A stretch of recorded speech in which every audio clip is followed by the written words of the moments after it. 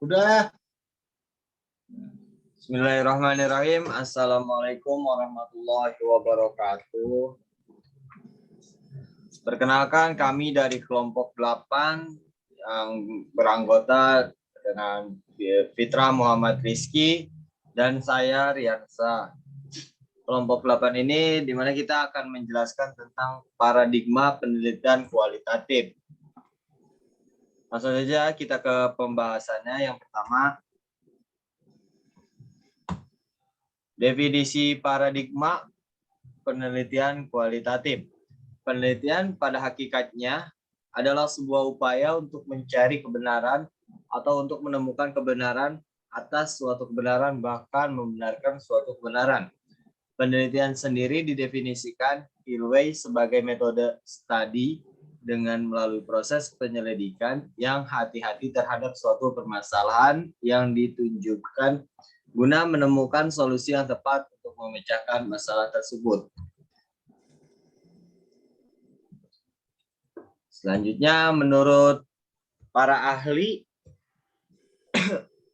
definisi paradigma penelitian kualitatif yang pertama menurut Felin, Tripodi, dan Meyer.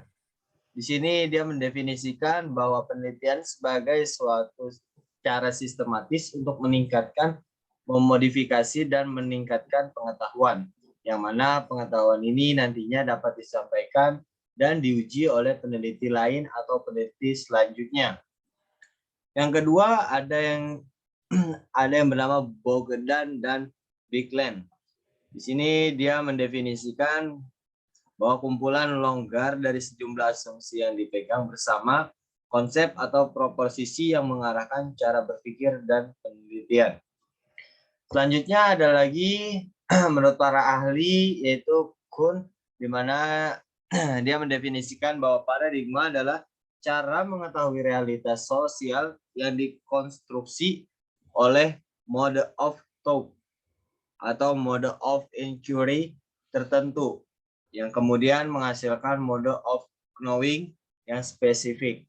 Senada dengan pendapat tersebut, Friedrich menambahkan bahwa paradigma merupakan suatu pandangan yang mendasar dari suatu disiplin ilmu tentang apa yang menjadi pokok persoalan yang semestinya dipelajari.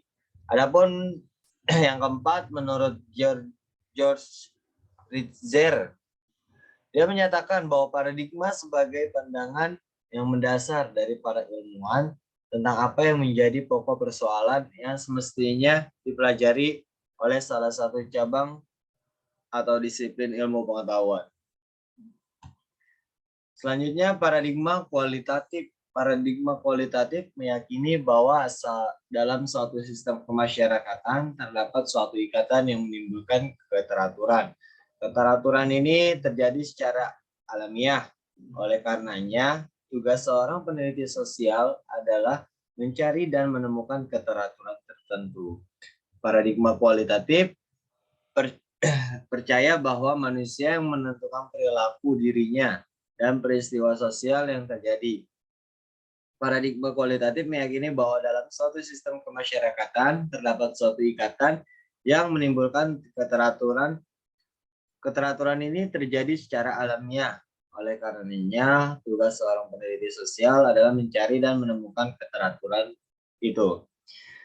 Selanjutnya, secara epistemologis, paradigma kualitatif senantiasa mengakui adanya fakta empiris di lapangan yang dijadikan sumber pengetahuan, akan tetapi teori yang ada tidak dijadikan sebagai tolak ukur verifikasi. Dalam penelitian kualitatif ini, proses peneliti menjadi lebih penting daripada sekedar hasil. Dalam penelitian kualitatif, proses menjadi hal yang amat harus diperhatikan, di mana peneliti sebagai pengumpul instrumen harus mampu menempatkan dirinya pada posisi seobjektif mungkin, sehingga data yang dikumpulkan menjadi data yang mampu untuk dipertanggungjawabkannya nanti. Oke, selanjutnya jenis-jenis paradigma akan dijelaskan oleh rekan saya, Fitra Muhammad Rizky. Waktu dan tempat kami persilahkan. Ya, untuk jenis-jenis paradigma dalam penelitian kualitatif ada 3, yaitu yang pertama post positif, yang kedua konstruktivisme, yang ketiga teori kritis atau critical theory. Yang pertama post positivisme. Paradigma post positivisme lahir sebagai paradigma yang ingin memodifikasi kelemahan yang terdapat pada paradigma positivisme. Paradigma post-positivisme berpendapat bahwa peneliti tidak bisa mendapatkan fakta dari suatu kenyataan. Apabila si peneliti membuat jarak distance dengan kenyataan yang ada, hubungan peneliti dengan realitas harus bersifat interaktif. Oleh karena itu, perlu menggunakan prinsip triangulasi, yaitu penggunaan bermacam-macam metode, sumber data, dan data.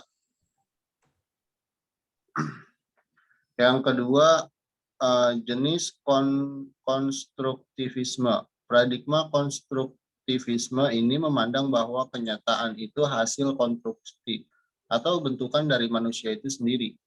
Kenyataan itu bersifat ganda, dapat dibentuk, dan merupakan suatu keutuhan. Kenyataan ada sebagai hasil bentukan dari kemampuan berpikir seorang. Pengetahuan hasil bentukan manusia itu tidak bersifat tetap, tetapi berkembang terus. Penelitian kualitatif berlandaskan paradigma konstruktivisme yang berpandangan bahwa pengetahuan itu bukan hanya merupakan hasil pengalaman terhadap fakta, tetapi juga merupakan hasil konstruksi pemikiran subjek yang diteliti. Pengenalan manusia terhadap realitas sosial berpusat pada subjek dan bukan pada objek. Hal ini berarti bahwa ilmu pengetahuan bukan hasil pengalaman semata, tetapi merupakan juga hasil konstruksi oleh pemikiran. Dan yang ketiga,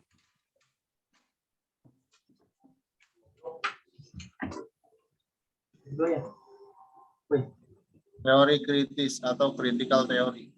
Teori kritis memandang bahwa kenyataan itu sangat berhubungan dengan pengalaman yang tidak dapat dipisahkan satu sama lain, serta nilai-nilai yang dianut oleh pengamat tersebut turut mempengaruhi fakta dari kenyataan tersebut. Paradigma teori kritis ini sama dengan paradigma post-positivisme yang menilai realitas secara kritis.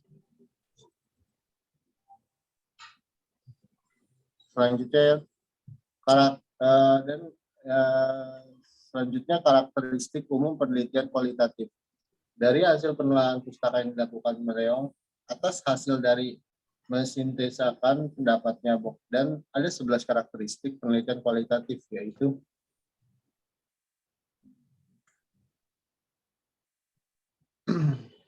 karakteristik penelitian kualitatif. Yang pertama, penelitian kualitatif menggunakan latar alamiah atau pada konteks dari suatu keutuhan atau Yang kedua, penelitian kualitatif instrumennya adalah manusia, baik peneliti sendiri atau dengan bantuan orang lain. Dan yang ketiga, penelitian kualitatif menggunakan metode kualitatif. Yang keempat, penelitian kualitatif menggunakan analisis data secara induktif. Yang kelima, penelitian kualitatif lebih menghendaki arah bimbingan penyusunan teori substantif yang berasal dari data. Dan yang selanjutnya, yang keenam, penelitian kualitatif mengumpulkan data deskriptif atau kata-kata gambar bukan angka-angka. Yang ketujuh, penelitian kualitatif lebih mementingkan proses daripada hasil. Yang kedelapan, penelitian kualitatif menghendaki adanya batas dalam penelitian atas dasar fokus yang timbul sebagai masalah dalam penelitian. Yang sembilan, penelitian kualitatif mendefinisikan validitas, reliabilitas, dan objektivitas dalam versi LAN dibandingkan dengan yang lazim digunakan dalam penelitian klasik. Yang 10, penelitian kualitatif menyusun desain yang secara terus-menerus disesuaikan dengan kenyataan lapangan atau bersifat sementara. Yang 11, penelitian kualitatif menghendaki agar pengertian dan hasil interpretasi yang diperoleh dirindingkan dan disepakati oleh manusia yang dijadikan sumber data. Baik, sekian dan terima kasih. Sekian materi yang kita sampaikan. disampaikan dari kelompok 8 tentang paradigma penelitian kualitatif. Sekian, terima kasih. Wassalamualaikum warahmatullahi wabarakatuh.